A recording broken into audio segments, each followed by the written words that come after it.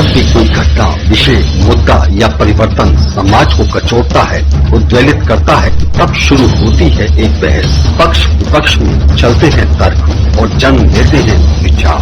चर्चा, बहस, तर्क वितर्क से लेकर विचार बनने तक का है सफरनामा न्यूज का कार्यक्रम नजरिया। समसामयिक विषयों पर तीखी बहस, नजरिया। स्थानीय मुद्दों पर समाज का उद्वेलन, नजरिया। यदि आप भी नजरिया कार्यक्रम में सहभागी होना चाहते हैं तो आप हमें एसएमएस कर सकते हैं। टाइप कीजिए अपना नाम, मोबाइल नंबर, कार्य विषय की जानकारी और एसएमएस करें 963900।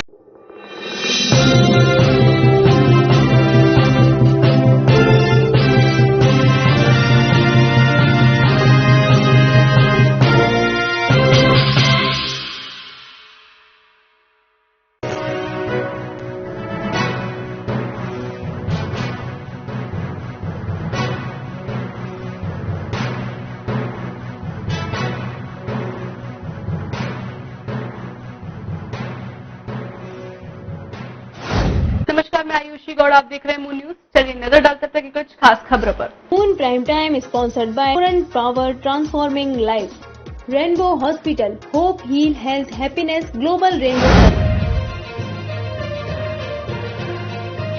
आगरा में कोरोना के नए केस में फिर आया उछाल, संक्रमित मौत का लगा 13 शतक। आज कोरोना संक्रमित के 285 नए मामले आए सामने।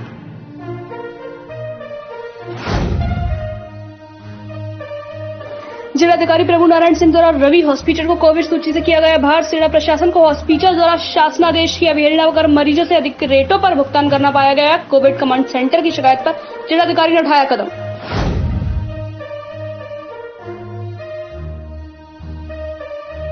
उत्तर प्रदेश के 11 जनपदों में हुई वैक्सीनेशन प्रक्रिया प्रारंभ। 11 जिलों के 18 वर्ष से ऊपर की आयु वाले मेल फीमेल को वैक्सीनेशन लगना हुआ शुरू।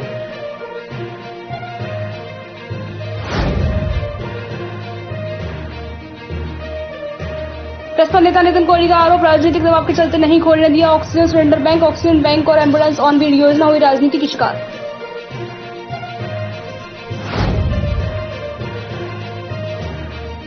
चंबल नदी क्षेत्र में ऊंटों से हो रहा है अवैध बालू खनन। वीडियो सोशल मीडिया पर वायरल। आगरा जनपद के थाना मनसुखपुरा क्षेत्र के ककरौली चंबल नदी घाट पर नदी में पानी कम होने से ऊंटों से हो रहा है अवैध बालू खनन।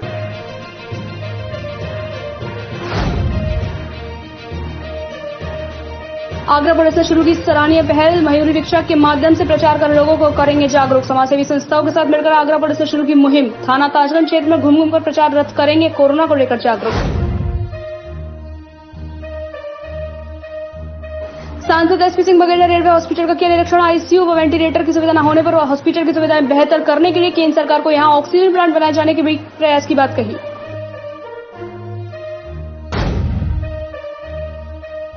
भाजपा विधायक ने डिस्चार्ज होने से पहले खोली आगरा फिरोजाबाद की स्वास्थ्य सेवाओं की पोल। जनपद फिरोजाबाद की जिसाना विधानसभा से भाजपा विधायक राम गोपाल उर्फ पप्पू लोधी ने आगरा फिरोजाबाद के हॉस्पिटल में व्याप्त अवस्थाओं को लेकर वीडियो किया वायरल।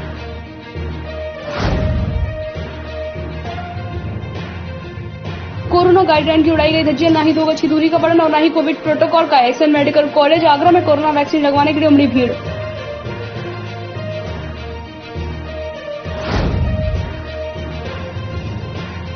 चेकिंग के दौरान पुलिस को मिली सफलता। गुटखे की कालाबाजारी कर रहे युवकों को तबेचा कार से राजस्थान की तरफ कालाबाजारी को जा रही थी गुटखा। शमशाबाद के बनपुरा चौराहे पर पुलिस ने की कार्रवाई।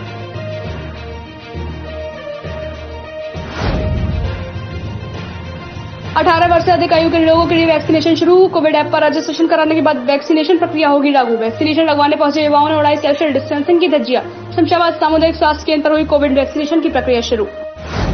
कोरोना संक्रमण के बीच आगरा में ऑक्सीजन की किल्लत किसी से नहीं छुपी। इस किल्लत के चलते मरीजों ने दम भी तोड़ा है। आगरा में व्याप्त ऑक्सीजन की किल्लत को दूर करने के लिए कई समाजसेवी संस्थाएं और समाजसेवी आगे आ रहे हैं, लेकिन आगरा में एक महत्वपूर्ण राजनीति योजना की भेंट चढ़ गई। ऑक्सीजन बैंक और एम्बुलेंस ऑन व्हील योजना राजनीति की ऐसी शिकार हुई कि इस योजना का शुभारंभ भी नहीं हो सका। इस योजना से कोरोना संक्रमित मरीजों को बहुत नुकसान है। आपको बताते चले कि कोरोना संक्रमण के इस दौर में आगरा पुलिस आम लोगों और मरीजों की मदद को आगे आ रही है, तो समाज सेवी भी हर तरह से पुलिस की मदद को तैयार हैं। इसी के चलते साई सेवा संस्था और आगरा पुलिस ने मिलकर ऑक्सीजन सिलेंडर बैंक की योजना बनाई थी। इस बैंक में 60 से ज्यादा ऑक्सीजन सिलेंडर की व्यवस्था की गई थी, लेकिन अचानक से इस योजना को रद्द कर दिया गया। जबकि इस बैंक से नो प्रॉफिट नो लॉस की तर्ज पर जरूरतमंद लोगों को ऑक्सीजन उपलब्ध कराई जानी थी। साई सेवा संस्था के अध्यक्ष और प्रसपा के लोहिया वाहिनी प्रदेश अध्यक्ष नितिन कोहली ने सोशल मीडिया पर दर्द साझा करते हुए योजना को बंद होने में राजनीति होने का इशारा कर एक पोस्ट डाली थी। इस पोस्ट ने भी तूल पकड़ा।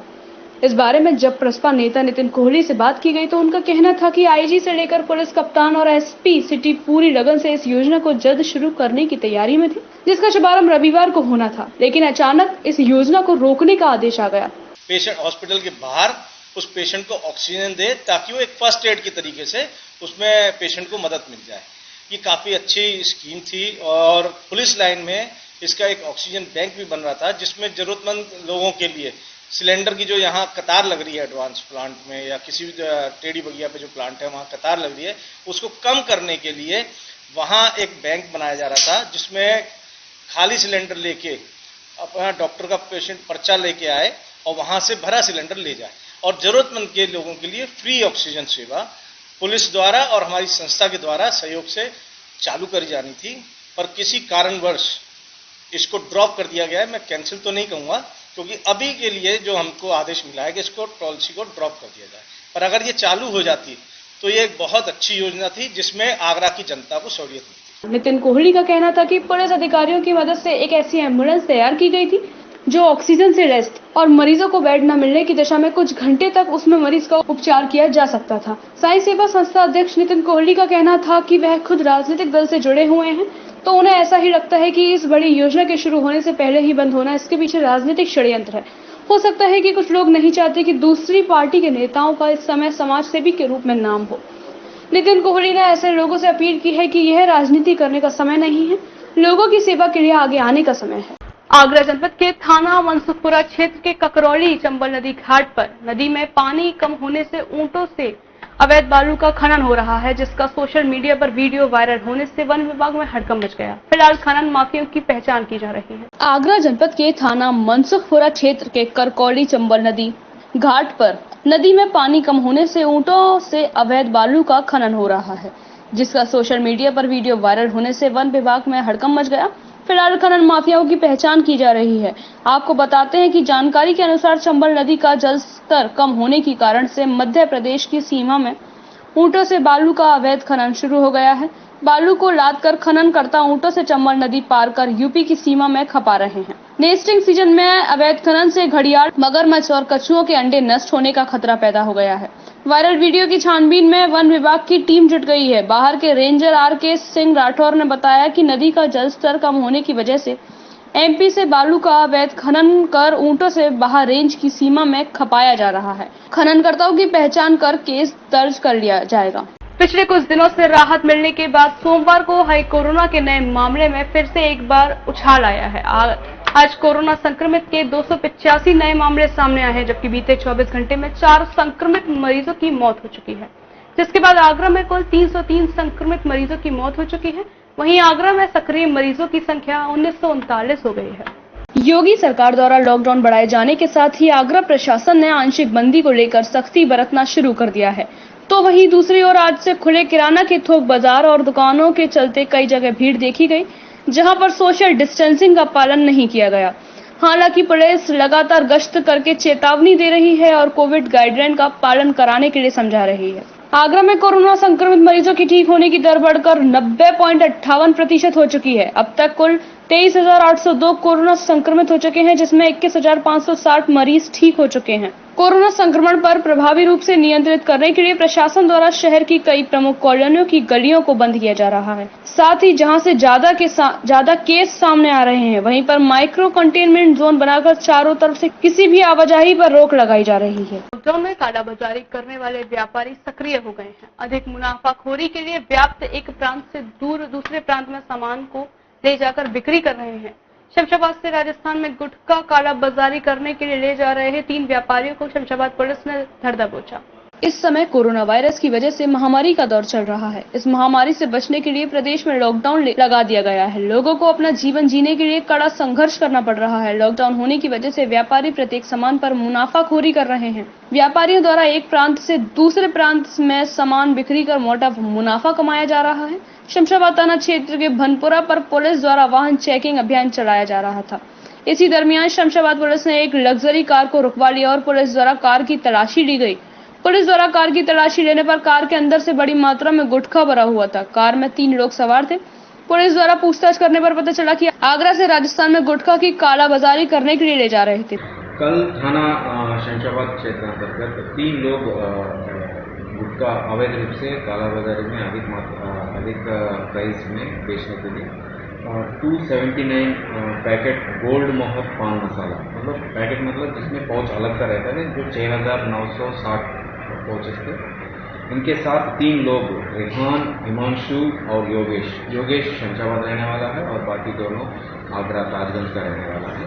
तो इन लोगों को गिरफ्तार किया गया है। इन लोगों के खिलाफ महामारी अधिनियम और उल्लंघन जो 144 उल्लंघन का मुकदमा और साथ ही इन लोगों को प्रिवेंटिव कस्टडी में लेकर विधिक कार्रवाई की जा रही है और इसका रिपोर्ट हम आपूर्ति इन लोगों को भेजा जाएगा और इनके खिलाफ जो कार्रवाई विधिक वो किया जाएगा। अशोक वेकेंट एसएसपी पूर्वी ने बताया कि आगरा पुलिस ने व्यापारियों द्वारा कालाबाजारी करने वाले और बिक्री रेट से अधिक मात्रा पर सामान की बिक्री करने वाले व्यापारियों के लिए एक ब्लैक मार्केटिंग स्क्वाड टीम का गठन किया है। ब्लैक मार्केटिंग स्क्वाड टीम द्वारा सामान की बिक्री रेट से अधिक रेट लेने पर व्यापारी के खिलाफ कार्यवाही की जाएगी। पुलिस की इस कार्यवाही से बचने के लिए व्यापारी एक प्रांत से दूसरे प्रांत में मोटा मुनाफा कमाने के लिए सामान की बिक्री कर रहे हैं। शमशाबाद पुलिस ने राजस्थान प्रांत में बिक्री करने के लिए ले जा रहे गुटखा के साथ 3 शातिर लोगों को गिरफ्तार किया है। यह तीनों लोग अपनी मारुति कार से गुटखा को शमशाबाद थाना क्षेत्र ले जाकर राजस्थान के राजाखेड़ा में मोटा मुनाफा पर बिक्री करते हैं। इन शातिरों को पुलिस ने वाहन चेकिंग के दौरान एक कार और करीब गुटखा के 7,000 पाउच बरामद किए हैं। कालाबाजारी करने वाले इन साधनों के खिलाफ पुलिस ने मुकदमा दर्ज करा दिया है और पकड़े गए तीनों व्यापारियों को जेल भेज दिया। पूरे देश में कोरोना संक्रमित मरीजों का आंकड़ा लगातार बढ़ता जा रहा है। कोरोना संक्रमण से हो रही मौतों की संख्या भी लगातार बढ़ती जा रही है। तो वहीं इस कोरोना वायरस का प्रकोप ग्रामीण क्षेत्रों में भी देखने को मिल रहा है। बढ़ते कोरोना के मामलों में लॉकडाउन के बाद भी लोगों का लगातार बेवजह लापरवाही करते हुए सड़कों पर निकलना भी एक बड़ा कारण है, जिसको देखते हुए ताजनगरी आगरा में लोगों को जागरूक करने के लिए आगरा पुलिस प्रशासन ने लोगों को जागरूक करने के लिए एक पहल की है। पूरे देश में कोरोना संक्रमित मरीजों का आंकड़ा लगातार बढ़ता जा रहा है। कोरोना संक्रमण से हो रही मौतों की संख्या में भी लगातार इजाफा होता देखने को मिला। तो वहीं अब इस कोरोना वायरस का प्रकोप ग्रामीण क्षेत्रों में भी देखने को मिल रहा है। बढ़ते कोरोना के मामलों में लॉकडाउन के बाद भी लोगों का लगातार बेवजह लापरवाही करते हुए सड़कों पर निकलना भी एक बड़ा कारण है, जिसको देखते हुए ताजनगरी आगरा में लोगों को जागरूक करने के लिए आगरा पुलिस प्रशासन ने लोगों को जागरूक करने के लिए एक पहल की है। आगरा पुलिस प्रशासन ने कई बैटरी रिक्शों पर लाउड स्पीकर से कोरोना से बचाव और अपने घरों में रहने की अपील करने के लिए आज Agra SSP city Rohan P Botre ने हरी झंडी दिखाकर रवाना किया। देखिए, कई इस तरीके के जो प्रोजेक्ट्स है वो पुलिस और जो भी समाज सेवी है यहाँ पे, जैसे कुंदन नसोर से इन लोगों के द्वारा कुछ ई रिक्शा का जो है वो प्रबंध किया गया है। इनके ऊपर हम लोगों ने माइक और सारी सिस्टम जो है वो फिट करा के पीए सिस्टम के द्वारा लगातार अनाउंसमेंट चलती रहेगी। उसमें प्री रिकॉर्डेड एक मैसेज भी रहेगा कोविड के अनुपालन हेतु की मास्क पहनना है, सैनिटाइजर और इसका इत्यादि का इस्तेमाल वगैरह करना है। और इस तरीके का अभियान जो है वो लगातार चलता रहेगा। प्रत्येक थाना क्षेत्र में हम लोग इसको चलाएंगे। SP city Rohan P Botre ने बताया कि लगातार कोरोना का संक्रमण बढ़ता जा रहा है, जिसके लिए लोगों को जागरूक करने के लिए लाउड स्पीकर के माध्यम से कोविड से बचाव के तरीके और ज्यादा से ज्यादा लोग अपने घरों में रहें, ये अपील कर बताया जाएगा, जिससे कहीं तक कोरोना के संक्रमण को रोकने में मदद मिलेगी। जनपद फिरोजाबाद की जसराना विधानसभा से भाजपा विधायक राम गोपाल और पप्पू लोधी ने आगरा फिरोजाबाद के हॉस्पिटल में व्याप्त अव्यवस्थाओं को लेकर वीडियो जारी किया। वायरल वीडियो में विधायक जी स्वास्थ्य विभाग पर प्रश्न चिन्ह लगाते हुए नजर आए। विधायक जी का वायरल वीडियो देखकर शासन व प्रशासन में खलबली मची हुई है। जनपद फिरोजाबाद के जसराना विधानसभा से विधायक राम गोपाल और पप्पू लोधी और उनकी पत्नी संध्या लोधी कोरोना संक्रमित हो गयी। दोनों का इलाज फिरोजाबाद के ओम हॉस्पिटल में चल रहा था। आपको बता दें कि यह वही ओम हॉस्पिटल है जिसकी तारीफ करते भाजपा नगर विधायक मनीष असीजा नहीं थकते। आपको बता दें, गत दिवस संध्या लोधी की तबीयत बिगड़ी तो चिकित्सकों ने उन्हें आगरा के एसएन मेडिकल कॉलेज रेफर कर दिया। विधायक ने अपनी समस्या आगरा के डीएम प्रभु एन सिंह को बताई। डीएम ने स्वास्थ्य विभाग के अधिकारियों को फोन करके बेड की व्यवस्था करने का आश्वासन दिया। विधायक प्रतिनिधि के साथ संध्या लोधी एसएनएमसी पहुंची। काफी देर भटकने के बाद भी कोविड वार्ड के सुरक्षा कर्मियों ने उनको लौटा दिया। बाद में विधायक की बीमार पत्नी को घंटों इधर से उधर दौड़ते रहे उनकी हालत खराब होती जा रही थी। संध्या लोधी को सांस लेने में दिक्कत बढ़ती जा रही थी, तो प्रतिनिधि ने विधायक को बताया। उन्होंने पुनः डीएम को फोन किया। डीएम ने बाद में अफसरों को आड़े हाथ लिया, तब घंटों की मशक्कत के बाद उन्हें बेड मिल सका। अब सवाल यह उठता है कि विधायक महोदय का यह हाल है तो आम जनता तो वास्तव में मर रही होगी। मेरी पत्नी Sandhya Lodhi SN medical college Agra के लिए रेफर की गई थी। वहाँ उसी जमीन पर 2-3 घंटे के लिए कर दिया गया, यहाँ से ले जाके जिलाधिकारी के कहने पर बड़ी मुश्किल से उसे बेड मिला। आज भी उसकी कंडीशन क्या है क्या नहीं है ये तो माता रानी जाने। न खाने के लिए कुछ मिल रहा है वहाँ, न पानी पीने के लिए मिल रहा है। बहुत बुरी कंडीशन है उसकी वहाँ पर। अभी तक हम लोगों का किसी से कोई कांटेक्ट नहीं हो पाया है, जबकि हमारे माननीय मुख्यमंत्री जी पूरी रात जगकर पूरे प्रदेश के हालचाल ले रहे हैं। ऐसी कंडीशन में अधिकारियों ने, डॉक्टरों ने बहुत धर्मी की भूमिका निभाई है कि उन्होंने हमारे साथ जो किया वो किया। ईश्वर ना करे कभी किसी गरीब के साथ ऐसा हो। ये मैं इस वीडियो के माध्यम से आप सब लोगों तक पहुंचा रहा हूँ। और मेरे पास इससे ज्यादा कुछ कहने के लिए कोई शब्द नहीं है। पता नहीं अभी भी उसकी कंडीशन क्या है क्या नहीं है। 3 दिन हो गए, अभी हमें कुछ जानकारी नहीं दी जा रही। मरीज को कैसे भेजना है, कब भेजना है, तो उनको हमने बताया कि हमने श्रीमती संध्या राजपूत जी के लिए एक बेड सुनिश्चित आईसीयू में कर लिया, आप उन्हें तुरंत ही आगरा भेज दीजिए। श्रीमती संध्या राजपूत तकरीबन 7:25 साढ़े 7 सायकालीन हमारे हॉस्पिटल में एक जूनियर रेजिडेंट एनेस्थीसिया के फिरोजाबाद मेडिकल कॉलेज के साथ पहुंची। तुरंत ही उनको रिसीव किया गया और तकरीबन 7:45 के आसपास उनको आईसीयू में शिफ्ट कर दिया गया, उनको बेड पर पहुंचा दिया गया। कल दिनांक 8 तारीख को प्रधानाचार्य जी द्वारा उनके इलाज के संदर्भ में संज्ञान लिया गया और ये देखा गया कि उनके इलाज में अगर कुछ और आवश्यकता है तो वो कार्य किया जा सकता है क्या। इसके बाद में विधायक रामगोपाल लोधी ने कहा कि जब मैं ही डीएम को फोन करके पत्नी को भर्ती कराने के लिए कह रहा हूं और कोविड में बेड नहीं मिल पा रहा, तो सोचने वाली बात है कि आम जनता की क्या हालत होगी। विधायक ने कहा कि मैं स्वयं इस बार को संक्रमित होकर पत्नी के साथ भर्ती था। शनिवार को मेरी भी छुट्टी हुई। कमजोरी बहुत है जिसकी वजह से बोलने में भी दिक्कत है। फिलहाल मैं ज्यादा बोलने में असमर्थ हूँ, पत्नी के पास तक नहीं जा पा रहा। मन दुखी हो रहा है कि पहली लहर में पूरे साल कोरोना काल में लोगों की मदद को आगे रहा, लेकिन खुद की पत्नी बीमार हो गई तो उपचार सही नहीं मिल पा रहा। रूंधे मन से कहा कि पत्नी की आगरा में कैसी हालत है कोई पता नहीं चल रहा। ये विडंबना है कि विधायक होकर भी पत्नी के बारे में हालचाल नहीं पता कर पा रहा। कोरोना की वर्तमान परिस्थितियों और तीसरी लहर की चेतावनी को देखते हुए सांसद एसपी सिंह बघेल ने रेलवे हॉस्पिटल का निरीक्षण किया। यहां केवल 15 बेड ही होने और आईसीयू व वेंटिलेटर की सुविधा न होने पर वे चौंकते नजर आए। उन्होंने इस हॉस्पिटल की सुविधाएं बेहतर करने के लिए केंद्र सरकार को लिखने की बात कही। साथ ही उन्होंने यहां ऑक्सीजन प्लांट बनाए जाने के प्रयास भी किए जाएंगे। कोरोना संक्रमण की दूसरी लहर ने पूरे भारतवर्ष के साथ हर जिले में शहर की चिकित्सीय सेवाओं को लगभग ठस कर दिया है और देश भर के बड़े से बड़े हॉस्पिटल से लेकर छोटे नर्सिंग होम के इंतजाम बाद भी इस संक्रमण के सामने बौने साबित हुए। ऑक्सीजन की कमी के साथ साथ हॉस्पिटल में बेड भी नहीं है, बल्कि आईसीयू में वेंटिलेटर की भारी कमी भी देखने को मिली। देश भर की चिकित्सा व्यवस्थाओं की चरमराती स्थिति के बीच तीसरी लहर की चेतावनी ने एक बार फिर सभी को चिंता में डाल दिया है। तीसरी लहर से मुकाबले के लिए इन व्यवस्थाओं को दुरुस्त करने की तैयारी लगभग हर महकमे व संस्थान की ओर से कही जा रही है, जिसके चलते आगरा के सांसद एसपी सिंह बघेल ने रेलवे हॉस्पिटल का निरीक्षण किया। यहां पहुंचने पर सांसद प्रोफेसर एसपी सिंह बघेल ने हॉस्पिटल की मुख्य चिकित्सा अध्यक्ष डॉक्टर शोभा दयाल से यहां की व्यवस्थाओं व संसाधनों के बारे में विस्तार से जानकारी ली।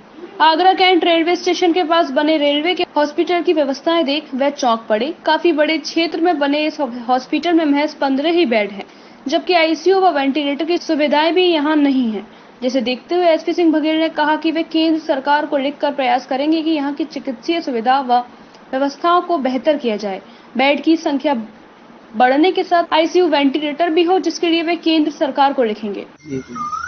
रेलवे हॉस्पिटल में एजेएमटी में ये देखने आया था कि यहाँ की स्थिति क्या है, किन चीज़ों की कमी है, तो केंद्र सरकार को कुछ लिखा जाए, मुझे ये बताया जाए। ये तो यहाँ केवल 15 बेड की सुविधा है, तो इसका उच्चीकरण अगर हो जाए तो कुछ ज़्यादा बेड हो जाए। यहाँ आईसीयू भी नहीं है, आईसीयू नहीं है तो स्वाभाविक बात है वेंटिलेटर भी नहीं है, ऑक्सीजन प्लांट भी नहीं है। तो ऑक्सीजन की किल्लत से ये लोग भी जूझ रहे थे, लेकिन जिलाधिकारी ने इनको कुछ ऑक्सीजन के सिलेंडर प्रोवाइड कराए हैं। मैं ये कहने आया हूँ कि अगर ऑक्सीजन की कोई कमी हो तो हम अपने स्तर पर इनको ऑक्सीजन के सिलेंडर, क्योंकि कुल मिला के ये रेलवे एम्प्लॉय की भी सेवा कर रहे हैं, वो भी भारत के नागरिकों की भी कर रहे हैं और आगरा के निवासियों की कर रहे हैं। तो क्योंकि केंद्र सरकार का ये अस्पताल है, तो सांसद के रूप में क्या मैं इनकी मदद कर सकता हूँ। तो एक तो ये उच्चीकरण, दूसरा यहाँ ऑक्सीजन प्लांट अगर लग जाए तो हमेशा के लिए ये आत्मनिर्भर ऑक्सीजन के मामले में हो जाए, तो इनके लिए ऑक्सीजन का प्लांट निश्चित तौर से हम उपलब्ध करवा देंगे। रेल मंत्री से बात करते हैं। वहीं कोरोना की दूसरी लहर के दौरान पूरे देश में ऑक्सीजन की भी भारी किल्लत देखने को मिली है और हर हॉस्पिटल में ऑक्सीजन प्लांट की आवश्यकता भी महसूस की जाने लगी है। जिसको देखते हुए सांसद एसपी सिंह बघेल ने रेलवे हॉस्पिटल में भी एक ऑक्सीजन प्लांट लगाए जाने की बात कही है। गौरतलब है कि कोरोना की दूसरी लहर के दौरान छोटे छोटे हॉस्पिटल में बेड की कमी होने लगी है, तो वहीं इस दौरान देश भर में चिकित्सा माफिया ने भी डटकर लोगों को जेब काटने व खुली लूट करने में कोई कमी नहीं छोड़ी। ऐसे में अब प्रयास हो रहे हैं कि सरकारी व्यवस्थाओं को तीसरी लहर को देखते हुए पहले से ही दुरुस्त व मजबूत किया जा सके, जिससे कि आमजन को बेहतर इलाज उपलब्ध कराया जा सके, जिसके चलते अब इस तरह के प्रयास शुरू किए जा रहे हैं। करोड़ों की वैक्सीन लगवाने के लिए वैक्सीनेशन सेंटर पर भारी भीड़ उमड़ रही है, जिसके चलते न ही 2 गज की दूरी का पालन हो रहा है और न ही कोविड प्रोटोकॉल का किसी तरह से पालन नहीं कराया जा रहा। वैक्सीनेशन सेंटर पर बढ़ रही यह भीड़ कहीं न कहीं संक्रमण के खतरे को और अधिक बढ़ा रही है। 18 साल से अधिक उम्र के लोगों का भी कोरोना बचाव के लिए वैक्सीनेशन शुरू किया जा चुका है, जिसके प्रति युवाओं में काफी उत्साह देखने को मिला। यही कारण है कि 15 मई तक वैक्सीनेशन के सभी अपॉइंटमेंट पूरी तरह से फुल हो चुके हैं। लगातार वैक्सीनेशन के लिए रजिस्ट्रेशन लोग करा रहे हैं, तो वहीं वैक्सीनेशन सेंटर पर भी भीड़ बढ़ती जा रही है। वैक्सीनेशन सेंटर पर बढ़ रही भीड़ कहीं न कहीं कोरोना संक्रमण को और दावत दे रही है। वैक्सीन लगवाने के उत्साह में पूरे दिन इन केंद्रों पर भीड़ लगी रहती है, जिसके चलते ना ही 2 गज की दूरी का पालन हो रहा है और ना ही लोग यहाँ किसी तरह की कोई खास एहतियात बरत रहे हैं। वहीं भारी भीड़ के चलते व्यवस्थाएं भी कहीं न कहीं बौनी साबित हो रही हैं, जो संक्रमण फैलने की सभी अनुकूल परिस्थितियों को कहीं न कहीं बढ़ा रही हैं। इस समय हॉस्पिटल के अपने ही संसाधन काफी कम हो रहे हैं, तो वहीं पुलिस प्रशासन की मशीनरी लॉकडाउन व अन्य व्यवस्थाओं को दुरुस्त रखने में व्यस्त है। ऐसे में वे वैक्सीनेशन सेंटर पर बढ़ रही भीड़ को नियंत्रित करने और कोविड प्रोटोकॉल का पालन कराए जाने के लिए कोई अतिरिक्त स्टाफ नजर नहीं आ रहा। लोग केवल मास्क लगा खुद को पूरी तरह से सुरक्षित मानते हुए लापरवाही बरतते हैं, जिसके चलते वैक्सीनेशन सेंटर पर पूरे दिन ही भीड़ बनी रहती है। हालांकि वैक्सीन लगाए जाने के लिए सभी को एक निर्धारित समय दिया जाता है और लोग पूर्व में रजिस्ट्रेशन कराकर ही यहां आ जाते हैं। बावजूद इसके काफी संख्या में लोग जानकारी के लिए यहां फिर सीधे वैक्सीन लगवाने की उम्मीद लिए यहां पहुंच जाते हैं, जिसके चलते इन केंद्रों पर पूरे दिन भीड़ लगी रहती है। यहां का स्टाफ केंद्र के भीतर तो व्यवस्थाओं को दुरुस्त रख रहा है, लेकिन केंद्रों के बाहर की स्थिति काफी खराब है। आगरा में सोमवार से कोरोना वायरस के बचाव के लिए 18 वर्ष से अधिक आयु के लोगों के लिए वैक्सीनेशन का लगना शुरू हो गया है। वैक्सीन लगवाने के लिए सामुदायिक स्वास्थ्य केंद्र शमशाबाद पर सुबह से ही बड़ी संख्या में लोगों का आना शुरू हो गया और अपनी बारी का इंतजार कर रहे लोगों को भीड़ का अंदाजा नहीं था। सामुदायिक स्वास्थ्य केंद्र पर भीड़ अधिक होने की वजह से कोविड-19 की गाइडलाइंस की जमकर धज्जियां उड़ती नजर आ रही थी। आगरा में कोविड वैक्सीनेशन लगना शुरू हो गया है। कोविड वैक्सीनेशन के लिए आगरा में 22 केंद्र बनाए गए हैं। इन सभी केंद्रों पर सोमवार सुबह 10 बजे से 18 वर्ष से अधिक आयु वाले लोगों में वैक्सीन लगना शुरू हो गया है। इसी श्रेणी में शमशाबाद सामुदायिक स्वास्थ्य केंद्र भी है। आपको बता दें कि कोविड ऐप पर 18 वर्ष से अधिक युवाओं के रजिस्ट्रेशन करने के बाद ही वैक्सीनेशन की प्रक्रिया शुरू की गई है। शमशाबाद सामुदायिक स्वास्थ्य केंद्र पर सोमवार को 18 वर्ष की अधिक आयु वाले युवा वैक्सीनेशन कराने के लिए बड़ी संख्या में पहुंच गए। वैक्सीनेशन लगवाने के लिए सभी लोग एक लाइन बनाकर खड़े हो गए।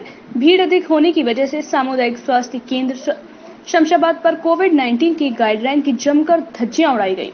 सामुदायिक स्वास्थ्य केंद्र में अवस्थाओं की शिकायत मिलने के बाद इलाका पुलिस भी मौके पर पहुंच गई और पुलिस ने भीड़ को कंट्रोल करते हुए सभी लोगों को सोशल डिस्टेंसिंग का पाठ पढ़ाया। इस बुलेटिन में इतना ही। आगे की बुलेटिन में होगी फिर आपसे मुलाकात। तब तक के लिए दीजिए मुझे इजाजत। नमस्कार।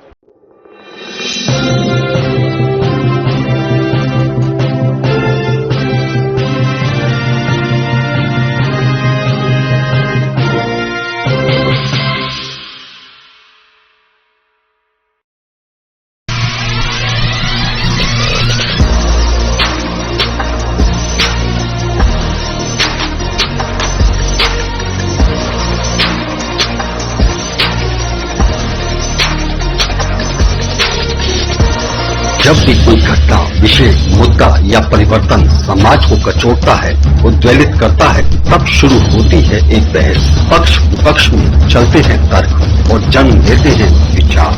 चर्चा, बहस, तर्क वितर्क से लेकर विचार बनने तक का है सफरनामा मूल न्यूज का कार्यक्रम नजरिया। समसामयिक विषयों पर तीखी बहस, नजरिया। स्थानीय मुद्दों पर समाज का उद्वेलन, नजरिया। यदि